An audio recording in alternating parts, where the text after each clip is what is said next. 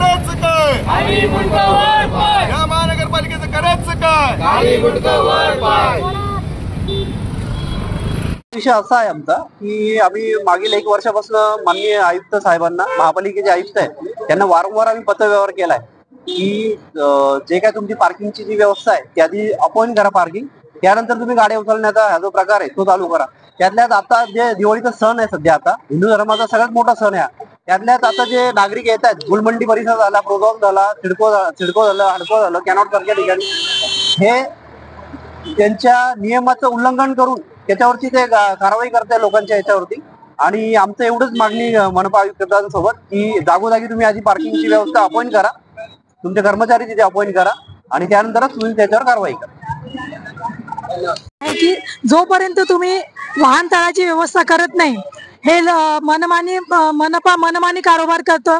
महिलांना पण खूप त्रास होतो.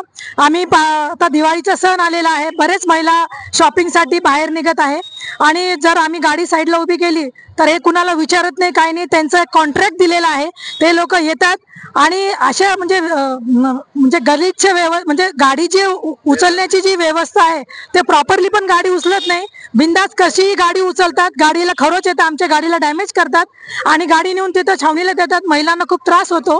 तर आमची मागणी आयुक्त साहेबांना एवढीच आहे मनसेच्या माध्यमातून की पहिले वाहनतळाचे त्यांनी प्रबंध करावे आणि नंतरच आम्हाला दंड वगैरे हे जी मुजोरी चालू आहे ते बंद करावी, नसता आम्ही मनसे स्टाईलने आम्ही खूप जोरदार आंदोलन करणार आहे. छत्रपती शिवाजी महाराज की जय.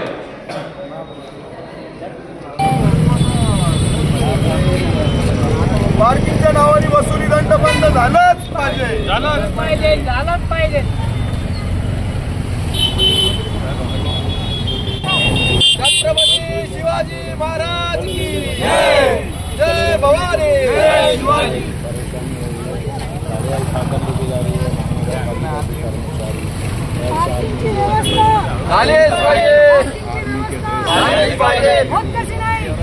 ही पार्किंगची समस्या वारंवार वाढत चालली आहे.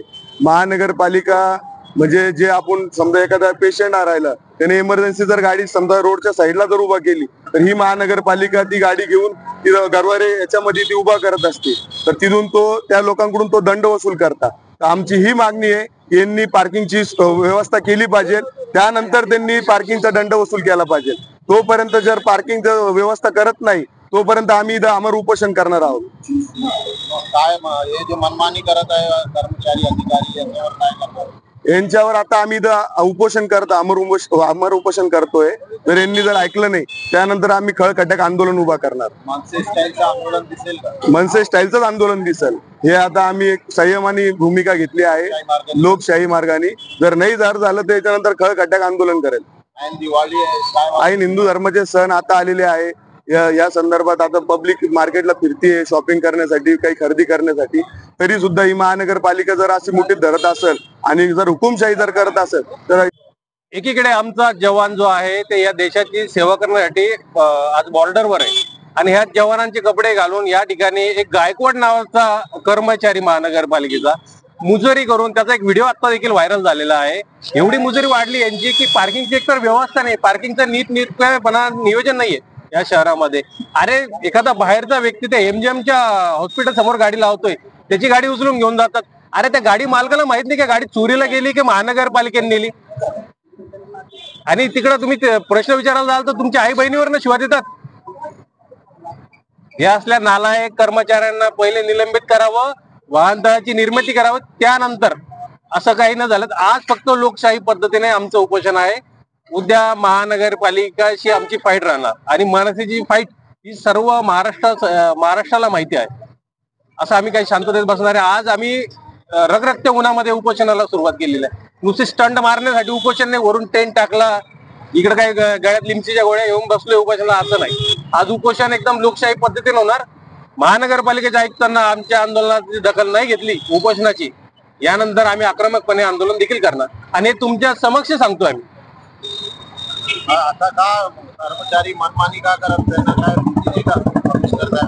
अहो फक्त पैसा वसुली बस एवढंच टार्गेट आहे. मग तू कसंही कर पण संध्याकाळी पेटी घरी आणून दे. तू तिकडे कोणाच्या लोकांशी देणं घेणं नाही हो. एकीकडे आमचा सैनिक तिकडे बॉर्डरवर भांडतोय, देशाचं रक्षण करतोय, आणि सैनिकांचे ड्रेस घालून लोकांना दादागिरी करताय. यांची दादागिरी आम्ही उतरवतो, दाखवतो ना आता. मागणी झाली पूर्ण